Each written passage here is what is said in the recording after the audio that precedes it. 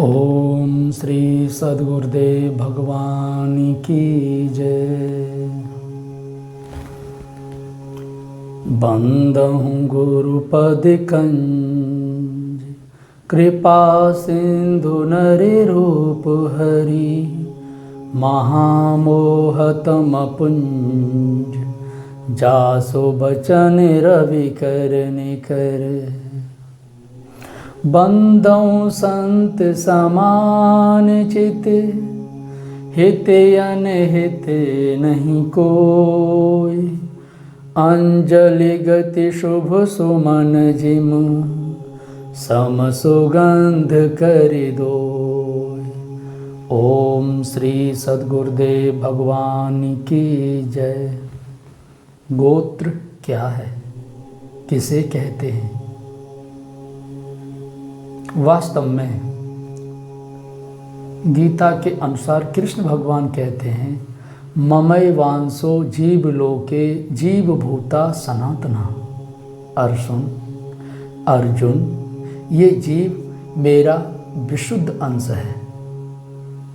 अर्थात जब परमात्मा के अंश हुए हम, तो गोत्र क्या हुआ? ईश्वर परमात्मा। ईश्वर अंश जीव अविनाशी, चेतन अमल सहज सुख राशि। ये जीव कहाँ से आया? क्या है? ईश्वर का अंश। तुलसीदास जी कहते हैं। इस प्रकार से गोत्र हमारा परम धाम परमात्मा है, ईश्वर है। अब कश्यप गोत्र, भरद्वाज गोत्र, अत्रि गोत्र, शांडल्य, गर्ग, इस प्रकार से 115 गोत्र हैं। क्या कश्यप से पहले कोई कश्यप नाम का गोत्र था? भरद्वाज से पहले कोई भरद्वाज नाम का गोत्र था? अगस्त से पहले कोई अगस्त नाम का गोत्र था? मनु से पहले कोई मनु नाम का गोत्र था? और भरद्वाज से पहले क्या भरद्वाज नाम का गोत्र था?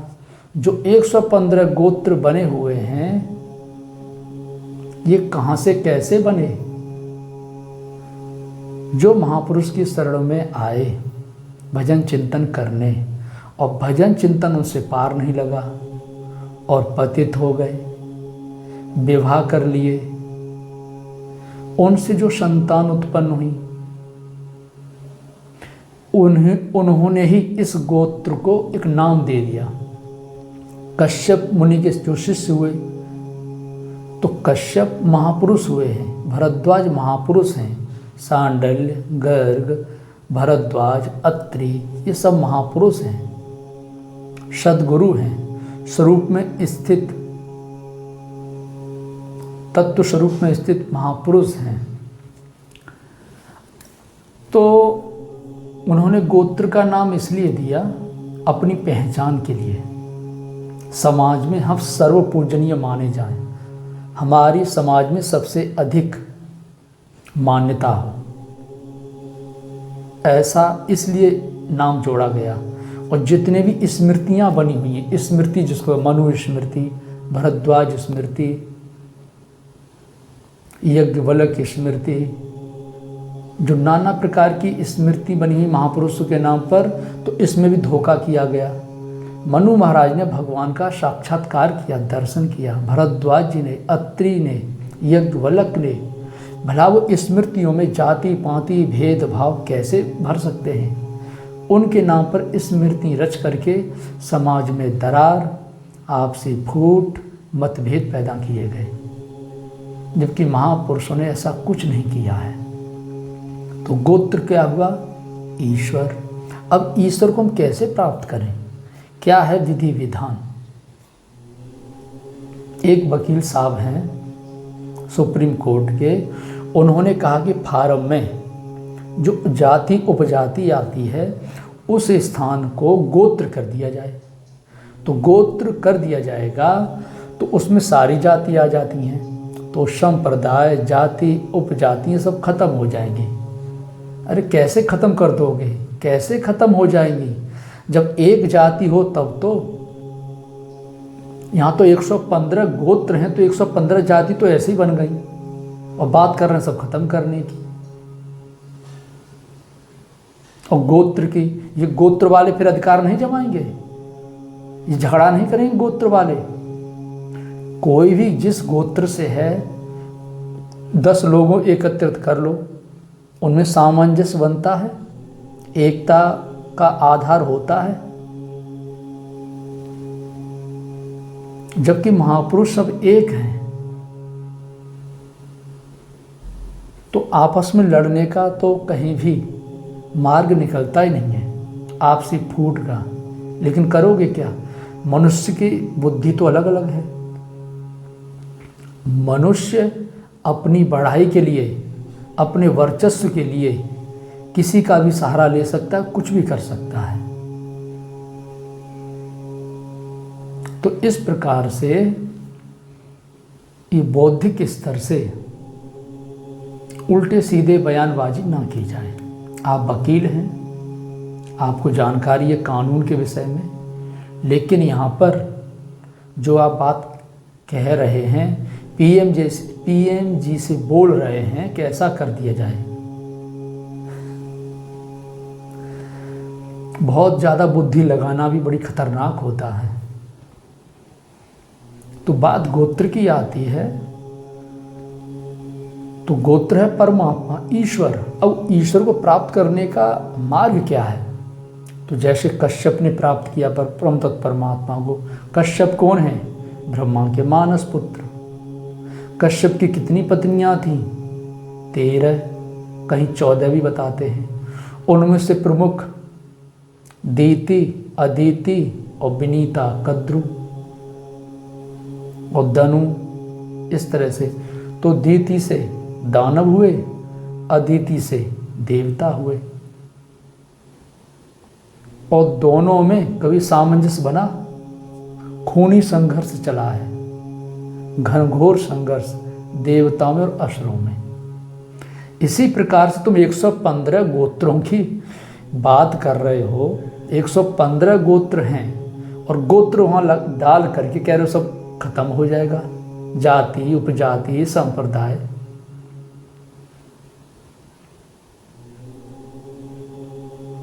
कदापि नहीं। हाँ, इसको खत्म करना है, जाति उपजातियों को, संप्रदायों को। तो जैसे संप्रदाय बने हैं उसी मार्ग को ला करके, संप्रदाय कैसे बने? महापुरुषों के नाम पर। जाति उपजाति कैसे बनी? मानव के द्वारा। तो सृष्टि के आरंभ से लेकर के और बौद्ध काल तक प्रत्येक मानव आर्य कहलाता है। पूरा भारत आर्य है, पूरा एशिया महाद्वीप आर्य है। भारत से ही 2000 वर्षों में ये बहुत से देश बन गए। ईरान, इराक, अफगानिस्तान, बांग्लादेश, ये क्या नाम है, अरब कंट्री, ये पूरा भारत है।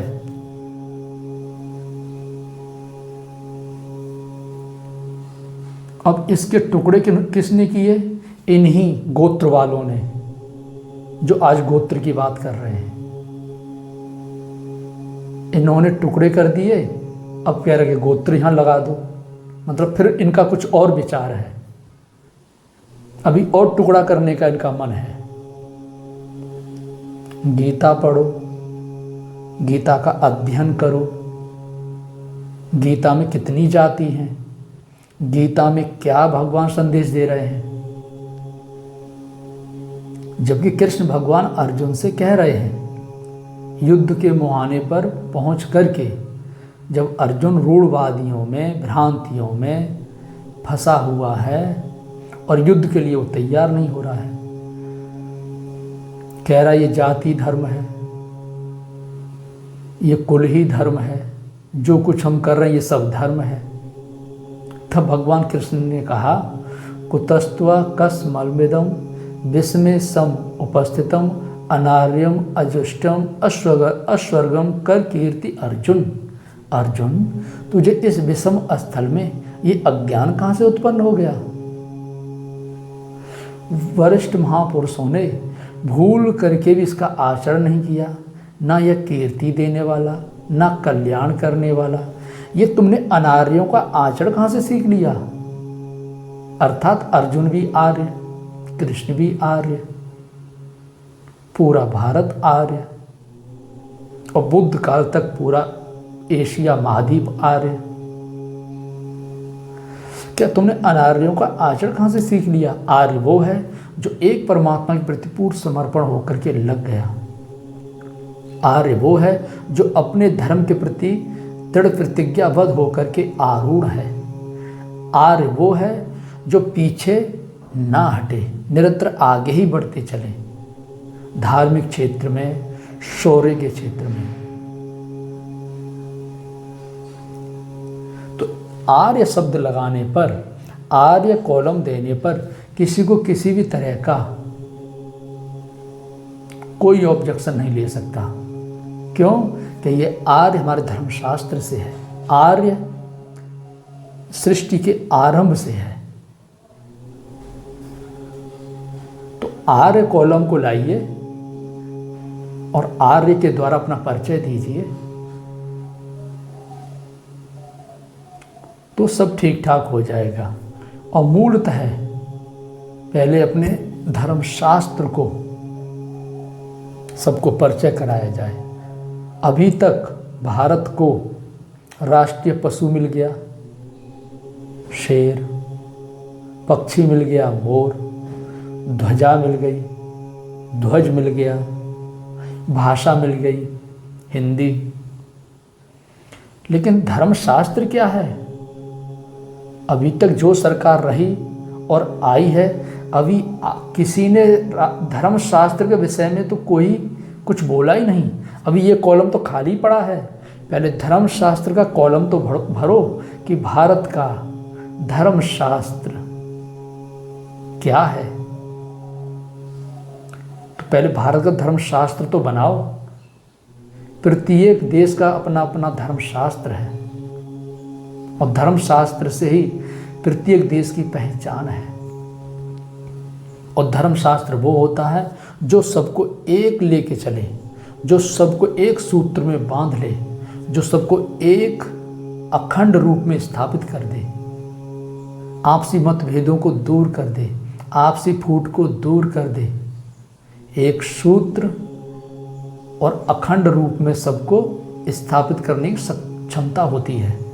और जो जाति पाति मजहब संप्रदाय से उपराम होता है वो है धर्मशास्त्र। ये योग्यता मात्र गीता में है।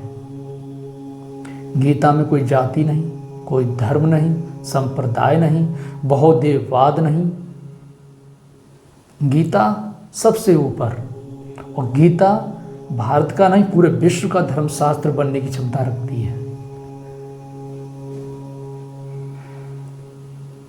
तो पहले भारत का धर्मशास्त्र लाइए वकील साहब, पहले भारत का धर्मशास्त्र स्थापित कीजिए।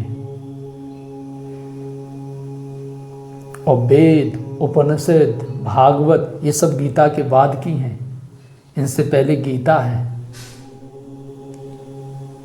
अन्य शास्त्रों में कहीं ना कहीं भटकाव है, वो आध्यात्मिक चीज है, लेकिन गीता में कहीं भटकाव नहीं है, खुले दर्पण की तरह है। हर मनुष्य दर्पण में अपना चेहरा देख करके ठीक ठाक कर लेता है। ऐसे ही गीता पूरे जीवन को निखार देती है, पूरे जीवन को सुधारने का दर्पण है। मानव जन्म हमने क्यों लिया है, ये मानव शरीर हमें क्यों मिला है, उस जीवन के लक्ष्य क्या है, ये गीता बताने में सक्षम है। इसलिए गोत्र की बात बहुत ज़्यादा उचित नहीं है। एक तो उल्टे सीधे गोत्र बना करके फिर कहते हो कि हम इस गोत्र से, हम उस गोत्र से। भरद्वाज जी का जन्म किससे हुआ मालूम है? भरद्वाज एक बक्से में मिले। अत्रि का जन्म कहाँ से हुआ? ब्रह्मा के मानस पुत्र कहे जाते हैं। और ये मानस पुत्र से कोई जन्म होता है? मानस माने मन से। कश्यप मानस पुत्र कहे जाते हैं। अगस्त जी का जन्म कहाँ किससे हुआ? वो घड़े से मिले। यज्ञवल्क का जन्म कहाँ से हुआ? इनके जन्म तो देखो, ना माँ का पता चलता है ना पिता का पता चलता है, और उन्हीं के नाम पर गोत्र बना करके और भुजाएं ऐंठते हैं, सीना तानते हैं। उन्होंने भजन किया, भजन करके परम तत्व परमात्मा को प्राप्त किया। जो वास्तव हमारा गोत्र है, उस मूल गोत्र को प्राप्त करके वो सर्वोपरि सर्वपूजनीय है। फिर वो महापुरुष जाति पाति माता पिता के बंधन में नहीं होते। जैसे परम तत्व परमात्मा है, ईश्वर है, क्या भगवान की कोई जाति है? क्या उसके कोई माता पिता है? तो गीता का विधिवत अध्ययन कीजिए, अच्छे से अध्ययन कीजिए, सब समझ में आ जाएगा। तो गो माने इंद्रियां, त्रय माने काटना। जो इंद्रियों के अंतराल में विषयात्मक विकार हैं, उन सबको काट करके और परम तत्व परमात्मा विलयता प्राप्त कर ले। जो ईश्वर में विलय हो गया, उसने अपने गोत्र को प्राप्त कर लिया। हम सबका गोत्र है ईश्वर, गीता के अनुसार, रामायण के अनुसार, प्रत्येक महापुरुष के अनुसार।